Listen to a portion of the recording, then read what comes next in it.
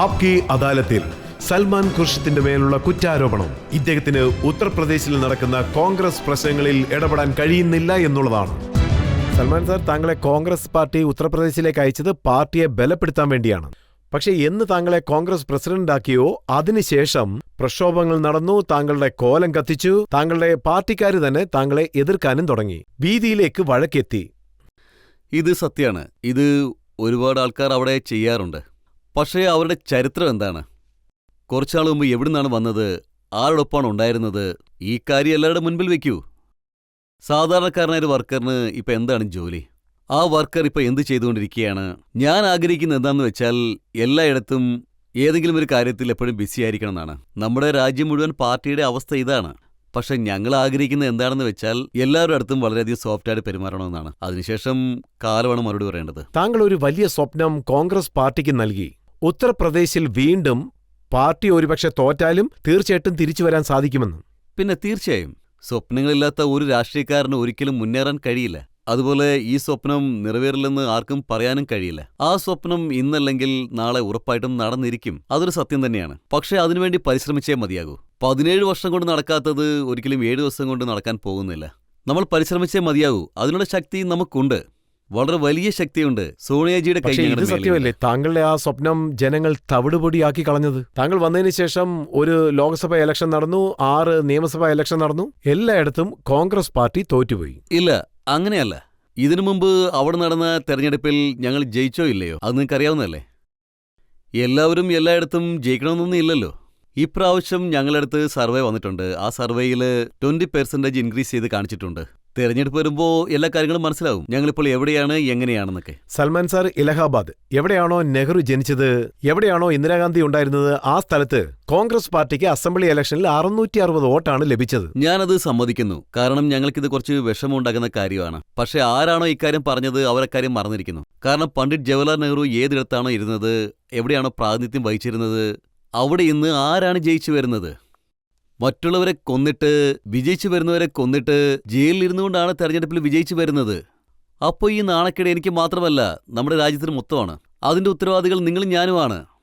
എവിടെയാണോ രാഹുൽ ഗാന്ധിയും സോണിയാഗാന്ധിയും ജയിച്ചു വരുന്നത് അവിടെ ഒരു പഞ്ചായത്ത് ഇലക്ഷൻ നടന്നു, അവിടെയും കോൺഗ്രസ് തോറ്റുപോയി. അല്ല, അങ്ങനെയല്ല. എല്ലായിടത്തും തോറ്റിട്ടില്ല. ഉറപ്പായിട്ടും എല്ലായിടത്തും തോറ്റില്ല. അതിന്റെ ആ പാതിയിൽ ഞങ്ങൾ വിജയിച്ചു. ചിലയിടത്ത് ഞങ്ങൾക്ക് ബിസ്വായുടെ കൂടെ ഒരു സഖ്യമുണ്ടായിരുന്നു. പക്ഷെ ബിസ്വായിട്ട് എവിടെയാണ് കരാറിൽ ഏർപ്പെട്ടത് അവിടെ വിഷമുണ്ടാക്കുന്ന ഒരു കാര്യമുണ്ടായി. ജനങ്ങൾ ഞങ്ങളെ വിട്ടിട്ട് വേറൊരു ഭാഗത്തേക്ക് പോയി. ഉത്തർപ്രദേശിൽ അത്രത്തോളം തീവ്രവാദം ഉണ്ട്. ഞാൻ ഇവിടെയല്ല എവിടെയായാലും തുറന്നു പറയും. നാളെ മുലായം സിംഗ് മുഖ്യമന്ത്രി ആയില്ല എങ്കിൽ അദ്ദേഹം എത്ര സീറ്റ് വാങ്ങിച്ചെന്ന് പറഞ്ഞാലും അതിൽ ഒരു സീറ്റ് വാങ്ങിയാലും ഞാൻ ചാലഞ്ച് ചെയ്യാണ്. ഞാൻ രാഷ്ട്രീയം വിട്ടേനെ പോവും. അദ്ദേഹത്തിന് പവറില്ലാതെ തെരഞ്ഞെടുപ്പിൽ നിൽക്കാനുള്ള ധൈര്യമുണ്ടോ? അങ്ങനെയുണ്ടെങ്കിൽ ഇത് കാണിച്ചു തരട്ടെ. സൽമാൻ സാർ, സെൻട്രലിലും താങ്കളുടെ പാർട്ടിയാണുള്ളത്. ഒരുപക്ഷെ താങ്കൾക്ക് വേണമെങ്കിൽ ആ വഴി തെരഞ്ഞെടുക്കാം.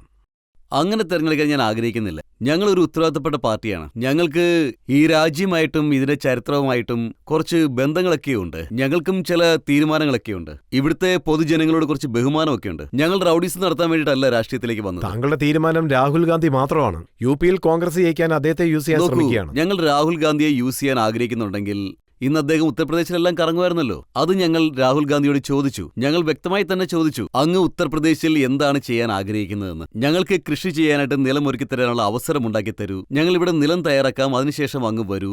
അദ്ദേഹം വളരെ കാര്യമായിട്ട് നോക്കി ഞങ്ങൾക്ക് മാർഗനിർദ്ദേശങ്ങൾ തന്നു. പിന്നെ ഞങ്ങള് ഒരുപാട് സംസാരിക്കും. പക്ഷേ ഈ ഉത്തരവാദിത്തം ഞങ്ങളുടേതും കൂടിയാണ്. ഞങ്ങൾ അദ്ദേഹത്തിന് അടുത്ത് പോയിട്ട് നിങ്ങൾ തെരഞ്ഞെടുപ്പിൽ വന്നിട്ട് ഞങ്ങൾക്ക് വോട്ട് വാങ്ങിച്ചു തരൂ എന്നൊക്കെ പറഞ്ഞാൽ അതൊട്ടും ശരിയായ കാര്യമല്ല. കഷ്ടപ്പെടുന്നതിന് പകരം ഉത്തർപ്രദേശിലെ കോൺഗ്രസ് നേതാക്കന്മാർ പരസ്പരം വഴക്കുണ്ടാക്കിയില്ല. അങ്ങനെയല്ല, ഒരിക്കലും അങ്ങനെയല്ല. ഇതിനു മുമ്പ് ഉത്തർപ്രദേശിൽ ഒരുപാട് വഴക്കുകൾ നടന്നിട്ടുണ്ട്. അതായത് ചരിത്രത്തിൽ ഉത്തർപ്രദേശിലാണ് കൂടുതൽ വഴക്കുകൾ നടന്നത്. പക്ഷെ അപ്പോൾ വേറെ, ഇപ്പോൾ വേറെ.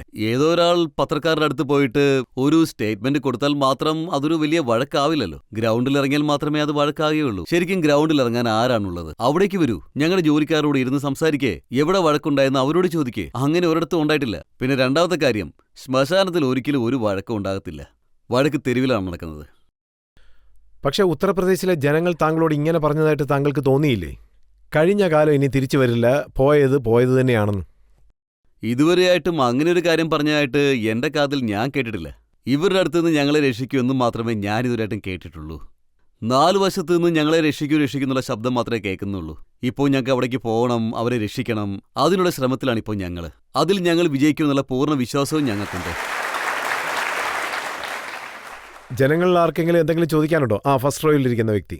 ഇപ്പോൾ മുലായം സിംഗ് യാദവിൻ്റെ ഭരണമാണ് നടന്നുകൊണ്ടിരിക്കുന്നത്. പക്ഷേ അതിനെ നിങ്ങൾ എറാഡിക്കേറ്റ് ചെയ്യാനായിട്ട് പരിശ്രമിച്ചുകൊണ്ടിരിക്കുകയാണ്. ഒരുപക്ഷേ അടുത്ത തവണ മായാവതിയുടെ ഭരണമാണ് വരുന്നതെങ്കിൽ നിങ്ങൾ ഒരുപക്ഷേ മായാവതി ഭരണകൂടത്തെയും ഇറാഡിക്കേറ്റ് ചെയ്യാനായിട്ട് പരിശ്രമിക്കുമോ, അതല്ല ശരിക്കും ഗ്രൗണ്ട് ലെവലിൽ കോൺഗ്രസിന്റെ ഇമേജ് ശരിയാക്കാനായിട്ട് പരിശ്രമിക്കുമോ? ശരി, ഇപ്പോൾ നിങ്ങൾ റാഡിക്കേഷനെ കുറിച്ചാണ് എന്നോട് ചോദിച്ചത്. ഒരുപക്ഷേ അവർ ഇറങ്ങിയില്ലെങ്കിൽ നിങ്ങൾക്കൊരു വളർച്ചയുണ്ടാകില്ല.